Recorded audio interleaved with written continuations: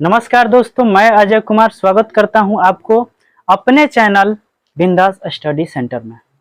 तो दोस्तों, हमने जैसा कि देखा पिछले वीडियो में विज्ञान और मापन के बारे में बेसिक पार्ट था। ये उसी का सेकंड भाग है, विज्ञान और मापन का। आपने देखा कि विज्ञान किसे कहते हैं, आपने देखा कि विज्ञान की कितनी शाखाएं हैं, आपने ये भी देखा कि विज्ञान की शाखाओं को कितने शाखाएं हैं। इन तमाम मुद्दों पर बात हुई।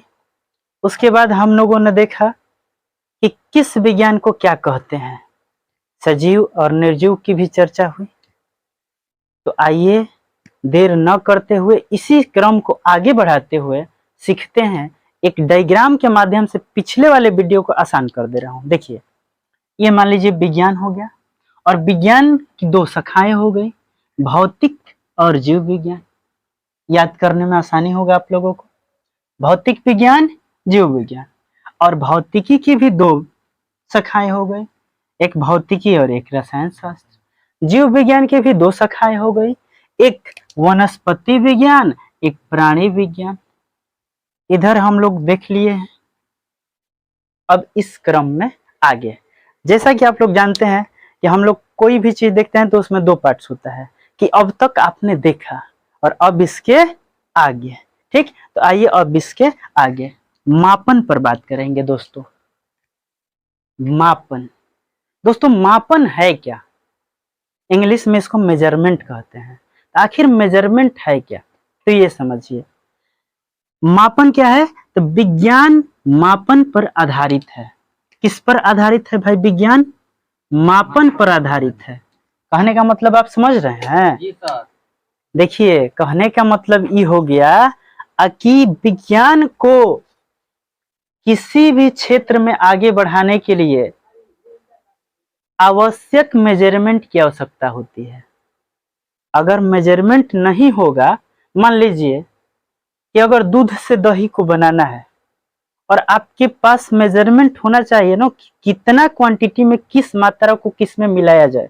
अब कोई कहेगा कि भाई 1 लीटर पानी है, उसमें 2 लीटर चीनी, 2 केजी चीनी मिला दीजिए, तो विज्ञान का तहस नहस हो गया। मेजरमेंट हुआ कहाँ? मेजरमेंट के हिसाब से मान लीजिए हम लोग जल की बात करते हैं कि पानी है, तो पानी में 2 तत्व होते हैं, हाइड्रोजन और ऑक्सीजन। तो हाइड्रोजन का 2 अणु मिला होता है, ऑक्सीजन का 1 मिला होता है, तो हम उसको H2O बोलते हैं। उसी तरह कार्बन का बात करें कि कार्बन डाइऑक्साइड किसको कहते हैं? CO2, उसमें भी 2 कंडेंट मिले होते हैं। इसी तरह किसी भी अवस्था में, विज्ञान की किसी भी अवस्था में अगर मापन नहीं रहेगा, मेजरमेंट नहीं रहेगा, तो चीजें क्या हो जाएगी?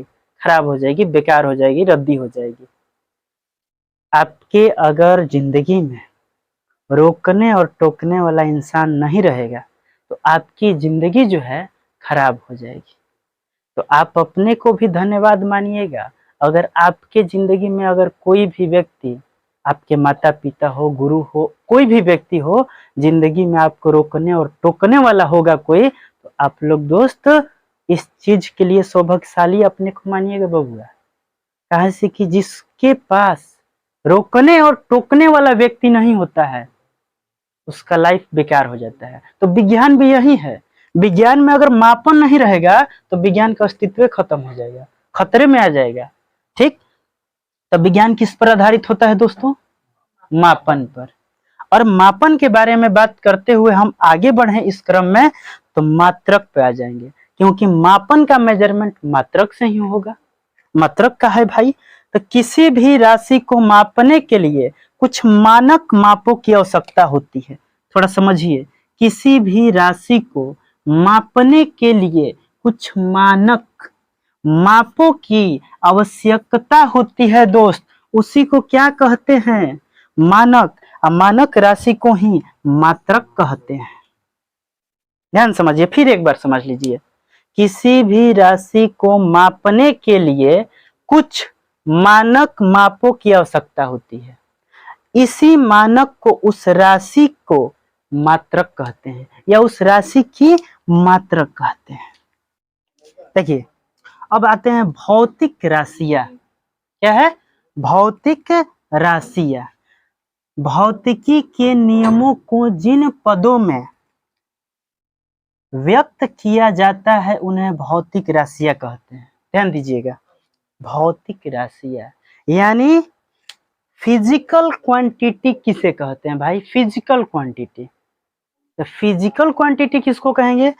तो भौतिक के नियमों को जिन पदों में व्यक्त किया जाता है, व्यक्त मतलब उसमें उपस्थित किया जाता है फिजिक्स की भाषा में, ठीक, तो उसको हम लोग भौतिक राशि यानी फिजिकल क्वांटिटी कहते हैं। जैसे मान लीजिए लंबाई हो गया, तो लंबाई एक क्या हो गया? फिजिक्स का मेजरमेंट हो गया। द्रव्यमान हो गया, ये भी मेजरमेंट हो गया। तो इस तरह की जितने भी राशियां होंगी वो फिजिकल राशियां यानी फिजिकल क्वांटिटीज यानी भौतिक राशियां, ठीक। अगर ये वीडियो आपको अच्छा लगा हो तो आप हमारे चैनल को सब्सक्राइब कर लीजिए और आप तक हमारी वीडियो पहुंचती रहेगी, ठीक। और जहां भी रहें आप पढ़ते रहिए, क्योंकि पढ़ाई आपके लिए बहुत जरूरी है। क्योंकि किसी महापुरुष ने कहा है, क्या कहा है, कि शिक्षा ऐसी शेरनी का दूध है जो जितना पीता है उतना दहाड़ता है। तो आप भी जितना मन कीजिए उतना पीजिए और दहाड़ते रहिए। और दहाड़ने का ही कहीं अस्त्र शस्त्र है, क्या? शिक्षा। बिना शिक्षा के आप कहीं नहीं दहाड़िएगा। और जिसके पास शिक्षा है ना, वो नींदों में रहेगा तो दहाड़ के उठेगा। All the best.